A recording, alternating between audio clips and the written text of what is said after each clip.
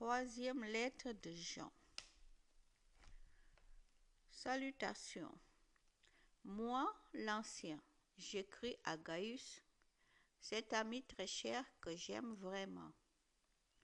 Ami très cher, je souhaite que tu te portes bien à tout point de vue. Ta vie chrétienne est bonne, je souhaite que ta santé soit aussi bonne. Gaius vit dans la vérité. J'ai été très heureux quand des frères sont arrivés. En effet, ils ont rendu témoignage à la vérité qui est en toi. Oui, tu vis dans la vérité.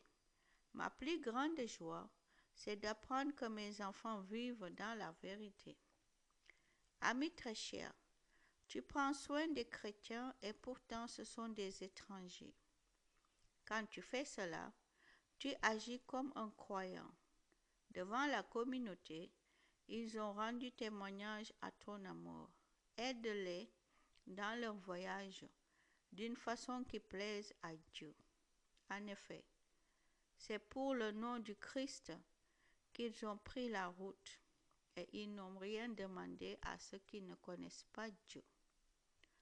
Alors, nous devons aider ces frères et ces sœurs pour travailler avec eux au service de la vérité. Les problèmes de la communauté. J'ai écrit une petite lettre à la communauté, mais Diotrephe, qui aime passer devant les autres, n'accepte pas notre autorité. C'est pourquoi, quand je viendrai, je parlerai de ce qu'il fait, de tout le mal qu'il dit contre nous, et cela ne lui suffit pas. Il refuse de recevoir les autres chrétiens, et quand certains veulent les recevoir, il les empêche de le faire et il les chasse de la communauté. Ami très cher, n'imite pas ce qui est mal, mais imite ce qui est bien. Celui qui fait le bien appartient à Dieu. Celui qui fait le mal ne connaît pas Dieu. Tout le monde rend un bon témoignage à Démétrius. La vérité elle-même parle pour lui. Nous aussi, nous lui rendons témoignage et tu sais que notre témoignage est vrai. Salutations.